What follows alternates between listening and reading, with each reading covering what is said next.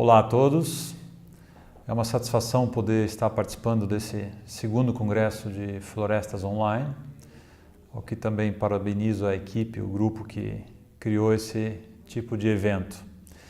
Eu sou Ivar Wendling, eu sou formado em engenheiro florestal pela Universidade Federal de Santa Maria, Rio Grande do Sul, com mestrado e doutorado em ciência florestal pela Universidade Federal de Viçosa, Minas Gerais, e o pós-doutorado na University of Sunshine Coast, na Austrália. A nossa ideia hoje é falar um pouquinho sobre a araucária, a parte de enxertia. A minha especialidade, efetivamente, então, é essa parte de araucária, mais a parte de propagação e silvicultura clonal, bem como a questão de erva mate. Então, hoje o nosso foco aqui é a araucária, focado na parte de enxertia. Vamos conversar um pouquinho, então, dar um foco geral nessa questão de araucária, que para contextualizar esse processo de enxertia e falar das aplicações, vamos falar das formas, dos objetivos, dos resultados pretendidos. Então, desde 2002, na Embrapa Florestas, nós vemos trabalhando essa parte de propagação de araucária. A propagação de plantas em si, ela pode ser via sexuada, que é utilizando a semente, no caso da araucária, a semente é o pinhão, e pode ser via assexuada, também chamada propagação vegetativa ou clonagem também conhecida. Então, desde 2002, nós vemos trabalhando essa questão de propagação com foco em propagação vegetativa de araucária. E o trabalho, ele tem uma divisão muito clara em produção de madeira e em produção de pinhão. Então, são duas vertentes totalmente distintas quando a gente fala na questão de produção da muda. E nesse aspecto, nós hoje vamos então discutir, apresentar para vocês a questão da produção de mudas via assexuada por enxertia. Então, o foco é formação de mudas para a produção de pinhão. O pinhão, então, conforme eu já mencionei, não é um fruto, ele é uma semente. Então, o que a gente come da araucária é uma semente. E cada vez mais a gente tem visto uma demanda crescente do consumo de pinhão. Pelo pinhão ser um alimento altamente energético, ser rico em carboidratos e também ele ser um alimento sem glúten, ele tem despertado interesse realmente na forma alimentar, principalmente do Brasil, mas também de outros países como Argentina, Paraguai, bem como da própria China, que tem procurado muitas vezes a gente aqui e outras instituições brasileiras no sentido de tentar importar pelo menos a farinha do pinhão, mas sempre com esse foco de alimentação. Essa questão, essa linha de trabalho, a produção de mudas para a produção de pinhão, então ela vem a calhar a questão da própria conservação da espécie. Então, a araucária, ela é uma espécie hoje que consta na lista de espécies ameaçadas de extinção. Por que ela consta nessa lista de espécies? Pelo fato de, na década de 1940, 50, 60, até 80 provavelmente, teve uma extração muito grande, muito expressiva, muito intensiva de madeira de araucária. Porque a madeira da araucária é de excepcional qualidade. O fuste da araucária é reto, então tem uma atratividade muito interessante. E esse excesso de exploração, essa exploração muito intensiva, o que ela gerou? Então ela gerou uma redução muito significativa na área da floresta de araucária, no número de araucárias existentes na natureza. E por esse critério, ou seja, essa redução da cobertura original para a cobertura atual, que está em torno de 1,5% a 2,5%, variável em função das estatísticas, da origem das estatísticas, essa redução então foi a causa dela ter sido colocada nessa lista de espécies ameaçadas de extinção, que é uma lista que no Brasil quem faz é o IBAMA e fora tem a IUCN, também um órgão institucional internacional que faz essa relação de espécies ameaçadas de extinção para o mundo inteiro. Bom, por que então esse foco nosso de pinhão vai ajudar a espécie araucária na questão de conservação dela? Hoje a gente já tem uma certa certeza, com base em análise de mercado, com base em análise de demanda, preço, base em possibilidades de produção de pinhão, que a araucária, com certeza, ela pode estar valendo mais em pé do que deitada. Deitada seria a produção de madeira e em pé seria a produção de pinhão. Então, com isso, a gente trabalhou essa ferramenta, essa técnica, para que efetivamente nós conseguimos fazer pomares de produção de pinhão e, consequentemente, nós vamos estar gerando uma demanda econômica, ou seja, estamos valorando a espécie, o produtor rural vai poder realmente plantar a espécie como se fosse uma espécie frutífera, como uma laranja, um pessegueiro, por exemplo. E dessa forma, essa área, esse pomar, vai estar lhe gerando renda. E em gerando renda, nada mais óbvio do que o produtor vai cuidar bem dessa área. Então, é através dessa estratégia que nós imaginamos que nós conseguimos fazer a conservação, auxiliar na conservação da araucária. Ou seja, seria a conservação mediante o uso, né?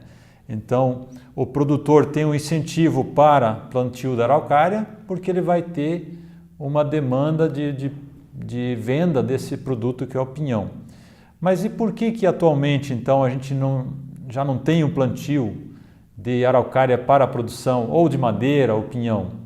Bom, a questão da legislação criada para defender a espécie araucária na década de 1990, anos 2000, ela teve um papel muito estratégico, muito importante, no sentido de frear aquele desmatamento que estava acontecendo, esse desmatamento muito rápido.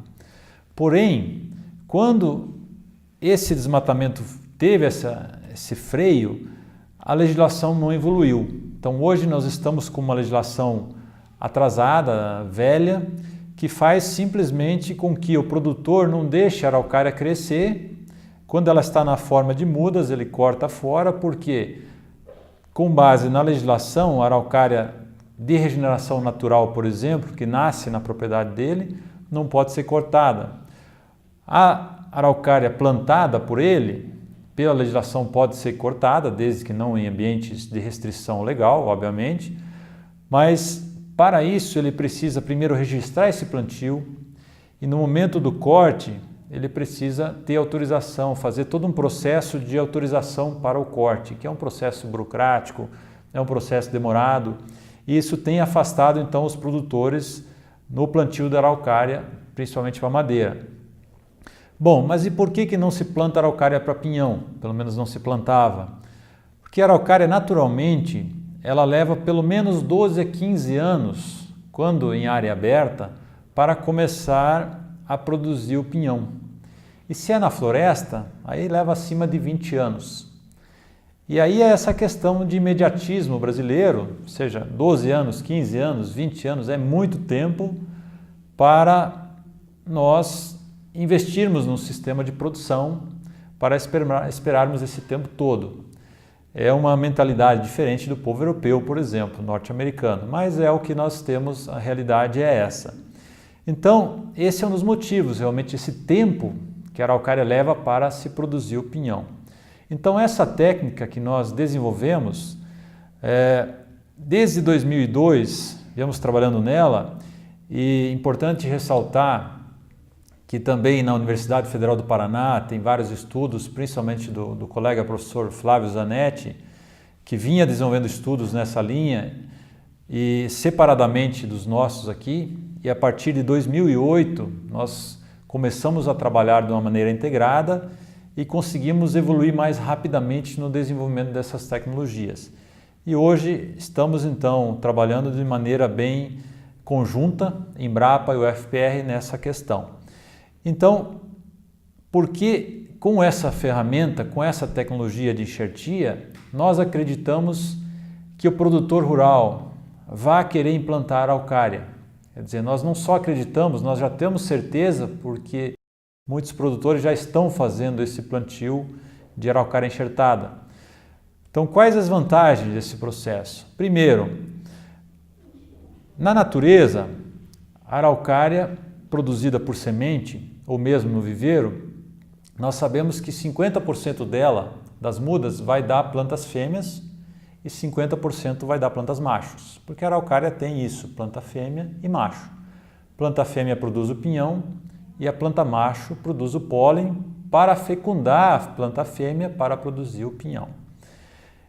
Então, quando a gente lança a mão de uma técnica de enxertia, que é uma técnica de clonagem sem o uso da semente, o que acontece? Nós vamos ter realmente a parte de resgate de multiplicação inteira, 100% do genótipo. Isso quer dizer o quê? Se nós selecionarmos uma fêmea e multiplicarmos uma fêmea, nós vamos ter as mudas formadas todas fêmeas. Da mesma forma, macho resultará em macho. Então, a primeira vantagem do processo, nós podemos fazer um pomar de produção focado em plantas fêmeas e plantas machos. E aí tentar fugir desse padrão que na natureza ocorre 50% de plantas machos, 50% de plantas fêmeas, e fazer sistemas de plantio onde nós conseguimos efetivamente em diferentes estratégias, mas uma das melhores que a gente tem trabalhado, nós conseguimos fazer um arranjo onde nós colocamos 83% de plantas fêmeas e 17% de plantas machos, em um sistema onde toda planta macho ela vai estar circundada por plantas fêmeas, em sistema de quincônio. Então, notem a grande vantagem desse sistema, dessa enxertia, porque aí nós já conseguimos fazer um pomar montado de forma efetiva a produzir mais pinhão, porque nós conseguimos colocar mais plantas fêmeas que são as produtoras de pinhão. Então essa seria uma das primeiras vantagens. Outra vantagem, outra aplicação, quando a gente tem uma árvore muito interessante para a produção de pinhão, uma árvore superior para a produção de pinhão, essa superioridade pode ser em termos de alta produtividade, pode ser em termos de tamanho de pinhão, pinhão grande, pinhão diferente, pode ser em termos de um pinhão mais saboroso, tem pinhões que são mais amargos, outros mais suaves, tem pinhões que têm um gosto, parece que tem areia dentro, ou seja, tem diferentes tipos de pinhão na natureza. E o que acontece, quando a gente tem essa árvore, vamos imaginar essa árvore superior em função do nosso objetivo, que seria um pinhão de qualidade, alta produtividade, se nós coletarmos esse pinhão e produzirmos muda, o que vai acontecer? Essa muda não necessariamente vai repetir a característica que é daquela planta mãe, daquela planta onde nós coletamos o pinhão. Por quê? Porque necessariamente para se formar o pinhão, conforme mencionado, nós vamos precisar de plantas machos para fazer a polinização. Então eu tenho várias plantas machos contribuindo com genes para formar o pinhão, que é a semente da araucária. Então, quando eu produzo a muda com aquele pinhão coletado daquela minha planta matriz de interesse, eu não tenho certeza nenhuma de que aquela muda que vai se transformar numa planta, primeiro, não sei nem se ela vai ser fêmea ou macho, mas vamos imaginar, metade dela vai ser fêmea. Em ela sendo fêmea, eu não tenho também garantia nenhuma que o pinhão produzido por essa planta fêmea, ele vai ser de qualidade similar àquela que nós selecionamos na planta original. Por quê? Então nós temos essa polinização cruzada entre indivíduos, a planta fêmea e diferentes plantas machos. Então, onde que entra a enxertia nesse caso? A enxertia, em sendo um método de clonagem, então aquela árvore que eu selecionei, que era a minha ideal, se eu fizer a enxertia dela, o que vai acontecer? Eu vou estar clonando esse material e 100% do potencial genético dessa árvore eu vou estar passando para as outras mudas que vão estar sendo produzidas por enxertia. Então está aí uma das grandes razões de se fazer enxertia. Aí eu vou ter, obviamente, dentro das mesmas condições de clima e solo, porque o clima e o solo têm uma importância interessante. Dentro dessas mesmas condições de clima e solo, a árvore vai ser exatamente igual, a muda produzida por enxertia vai ser exatamente igual à planta que nós selecionamos, né? Então, se nós selecionarmos uma planta que tenha uma produtividade alta de pinhão, se nós selecionarmos uma planta que tenha um pinhão de tamanho grande, então essas características, em sendo genéticas e não sendo do solo, a planta vai repetir exatamente essas características, planta via enxertia. Então, essa é uma das grandes vantagens também do processo de enxertia, aliada à questão do sexo. Nós temos ainda uma série de outras vantagens, mas eu vou discutir duas principais ainda, que a gente pode estar tendo utilizando plantas produzidas por enxertia. Então, assim, nós conseguimos, com a técnica de enxertia desenvolvida pela Embrapa Florestas, em conjunto com a Universidade Federal do Paraná, nós conseguimos fazer com que a produção de pinhão seja mais precoce. Ou seja, ao invés de esperarmos esses 12, 15 ou mais de 20 anos para que a araucária dê o pinhão, nós conseguimos com essa técnica de enxertia que a planta produza após os 5, 6 anos, 10 anos, dependendo da idade da planta matriz, conseguimos que ela já produza o pinhão. Então nós conseguimos reduzir esse tempo de espera e fazer então que o produtor tenha o resultado do seu investimento do pomar bem mais cedo. E um outro ponto, nós também conseguimos reduzir o porte das plantas, né? Trabalhando então essa parte de enxertia com árvores já adultas, já em produção, nós conseguimos fazer mudas com redução de porte. Então notem que as vantagens são muito similares à fruticultura. O que muda muito na araucária é o sistema então de propagação, principalmente em relação à origem, ao resgate daquela árvore, daquela matriz selecionada. Então, como é que funciona na araucária? Eu vou comentar aqui de modo bem genérico, mas já queria deixar registrado que nós acabamos de publicar esse livro aqui, Araucária, Particularidades, Propagação e Manejo de Plantios. E esse livro, então, é bastante ilustrado, é bastante cheio de esquemas. Nós explicamos exatamente todas as sequências, todos os passos de seleção da planta matriz, de resgate, de enxertia e de formação de pomares. Inclusive esses esquemas de formação de pomares, de X% de plantas fêmeas, X% de plantas machos, que eu comentei anteriormente, também estão elencados nesse livro. Esse livro, então, ele está disponível gratuito para download no site da Embrapa Florestas, www.embrapa.br/florestas, e você pode então fazer o download e ter acesso gratuito a esse livro, que tem um detalhamento muito mais minucioso do que eu vou comentar aqui, até em vista do tempo e em vista também da dificuldade de estar demonstrando aqui as técnicas. Mas de forma sintética, então, esse processo que nós desenvolvemos, ele então é baseado primeiro na seleção da planta matriz, conforme já mencionado, em função dos nossos critérios de interesse, e na sequência, aí que vem o detalhe. A araucária é a única árvore brasileira que tem diferentes tipos de caule, vamos imaginar assim. Então nós temos o tronco principal e nós temos os galhos e as acículas. As acículas estão nas chamadas grimpas. Bom, por que isso é importante? Quando a gente quer fazer uma muda enxertada e ter uma árvore normal que cresça como uma árvore, cresça reto para cima, a gente chama isso de crescimento ortotrópico, então nós precisamos fazer com que a planta induza brotações lá da copa e que sejam na forma de tronco. Ou seja, eu não posso pegar um galho da araucária e fazer enxerto e querer esperar que a planta saia como uma árvore normal. Vai sim, eu posso fazer esse tipo de enxerto, só que eu vou obter a produção de galhos, né? Então eu consigo uma planta muito baixa, 2, 3 metros de altura, mas é um galho, nunca vai ser um tronco.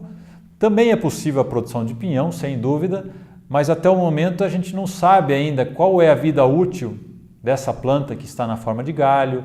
Nós temos uma série de dúvidas ainda para serem resolvidas. Por isso que hoje o que a gente recomenda então, nesse processo de propagação via enxertia, após selecionada a árvore, nós temos que escalar essa árvore e lá no ponteiro dela, vamos cortar o ponteiro dessa árvore lá na ponta. Isso não danifica a árvore de maneira alguma, a árvore se recupera muito bem. Obviamente, não podemos fazer isso em árvores muito velhas, acima de 60, 80 anos, que não tem mais vigor de crescimento, aquele meristema apical dela já parou o crescimento. Então nós temos que fazer isso em árvores que tenham o ponto de crescimento ativo, e isso é fácil de verificar olhando o ponteiro. Nós vamos lá, vamos cortar esse ponteiro. 6 meses a 1 ano e meio depois, variável em função do vigor daquela planta, nós temos que voltar novamente àquela árvore e lá vai ter 3 a 5 brotações na forma de tronco, que teriam em torno de 15 a 20 centímetros de altura, e essas brotações nós vamos coletar, deixando uma na planta para que ela recupere a copa normal, e as demais nós vamos trazer para o viveiro para fazer a enxertia, utilizando somente os brotos do centro daquele broto, que seria o que a gente chama de tronco, para conseguir árvores normais. Bom, o método de enxertia, ele é simples, não tem muitos segredos, é o que a gente chama de borbulia de placa, ou placagem, também conhecido, onde nós vamos tirar um pedaço de 1 a 2 centímetros daquele tronquinho formado lá na copa da árvore e vamos enxertar, vamos grudar esse pedaço em uma planta formada por por semente, que é o que a gente chama de porta-enxerto. E esse enxerto e o porta-enxerto nós vamos estar amarrando com o que a gente chama de fitilho plástico, simplesmente para grudar um no outro. Isso não é um tipo de cirurgia. E vamos deixar isso de 1 até 2 meses, no inverno deixam até uns 2 meses, no verão deixa 1 mês, 1 mês e meio. E aí a planta vai soldar aquele pedaço daquela planta que nós pegamos na planta selecionada nossa. E aí nós vamos então ter uma planta única. Após então retirar esse fitilho, nós vamos cortar aquela parte aérea do porta-enxerto e vamos deixar só que aquela gema do enxerto brote. E no momento que nós tiver o início da brotação, nós temos o enxerto estabelecido e nós temos aquela planta matriz resgatada. Então esse é o grande ponto. Quando nós tivermos um enxerto que seja daquela matriz nossa selecionada, aí nós não precisamos mais voltar àquela árvore matriz, ou seja, ela já está resgatada, o genótipo dela está garantido, e nós estamos com ele no viveiro. E aí a gente faz uma estratégia que nós estamos fazendo agora aqui na Embrapa, é trazer essas mudas para uma área chamada de jardim clonal. É uma área onde a gente planta em espaçamentos de 1 a 2 metros entre uma planta e outra, e com o objetivo somente de produzir brotações. Então, a brotação cresceu em torno de 10 a 15 centímetros, nós vamos estar cortando essa brotação para fazer novos enxertos. E, por exemplo, uma brotação de 15 centímetros de altura, nós conseguimos fazer em torno de 20 a 25 enxertos. Então, é um método de propagação bastante interessante, tá? Então, qual que é o nosso trabalho hoje aqui na Embrapa? Qual que é a nossa estratégia hoje? Nós estamos, em primeiro momento, divulgando essa técnica para um viveiro por estado, e nós também registramos no Ministério da Agricultura, no MAPA, no Registro Nacional de Sementes e Mudas, 3 cultivares de araucária, Essas cultivares avaliadas aqui na região de Colombo, Paraná, elas não foram testadas ainda para outras regiões, mas nós registramos esses materiais, que hoje são de domínio público, para que nós pudéssemos passar essa tecnologia para os viveiros de produção. E esses viveiros, então, vão estar usando porta-enxertos sempre com sementes daquela região que eles estão produzindo. Por exemplo, o viveiro do Rio Grande do Sul vai estar usando porta-enxertos do Rio Grande do Sul. E aí nós acreditamos, nós temos plena certeza, com base em estudos da araucária na Austrália, que a planta, mesmo selecionada na região de Curitiba, Colombo, ela tem grandes chances de adaptação naquele local. Então não são cultivares de diferencial em termos de tamanho de pinhão, época de produção precoce ou tardia, mas são cultivares tradicionais para poder disseminar essa tecnologia. E nesse momento, então, nós estamos resgatando árvores, agora sim com diferencial em termos de época de produção, árvores precoces, tardias, intermediárias, diferentes tamanhos de pinhão, qualidade, e trazendo tudo para a área de jardim clonal da Embrapa, aonde nós vamos então, ano que vem, no outro ano, levar esses materiais de volta para as regiões sul, talvez sudeste, e vamos então colocar a mesma árvore, mesma matriz em vários pontos, vários testes de campo. Aí sim, nós vamos conseguir efetivamente avaliar qual que é a influência do clima na qualidade do pinhão, do solo, na produtividade, ou seja, nós vamos conseguir efetivamente entender muito melhor a araucária, que hoje nós temos muito mais dúvidas do que respostas, praticamente. Então essa é a estratégia que hoje nós estamos trabalhando, né? Resgatando esses materiais, mas já estamos então também estabelecendo unidades demonstrativas com essas cultivares, unidades de testes, para avaliar efetivamente a produção de pinhão e com base em estimativas já de produção de árvores isoladas, em árvores de floresta, a gente já tem feito alguns cálculos e estimado que nesse sistema de plantio, onde elencamos pelo menos 83% de árvores fêmeas, em espaçamento 10 por 10, que isso também é importante, espaçamentos mais abertos, com nutrição, com trabalho de manejo adequado, nós conseguimos aí pelo menos 4 toneladas por hectare de pinhão, né? Então, isso é uma estratégia interessante, né? No momento em que a gente consegue, então, aliar a produtividade à questão da conservação da araucária. Então, esse é o nosso grande objetivo, né? Dar um retorno econômico ao produtor que vai estar implantando esses testes e, com certeza, daqui a alguns anos, nós teremos novos materiais genéticos a serem disponibilizados para o mercado. E aí sim, esses materiais genéticos já precoces, tardios, intermediários, diferentes tamanhos de pinhão, diferentes composições nutricionais de pinhão, esses que nós estaremos ainda avaliando para depois colocar à disposição da sociedade. Mas de qualquer modo, então, essa estratégia ela está muito bem descrita nesse livro que eu mencionei, que está disponível para download gratuito, e também a gente está à disposição para qualquer dúvidas e eventuais questionamentos, eventuais interesses em parcerias via e-mail. Então, o meu e-mail é ivar.wendling@embrapa.br.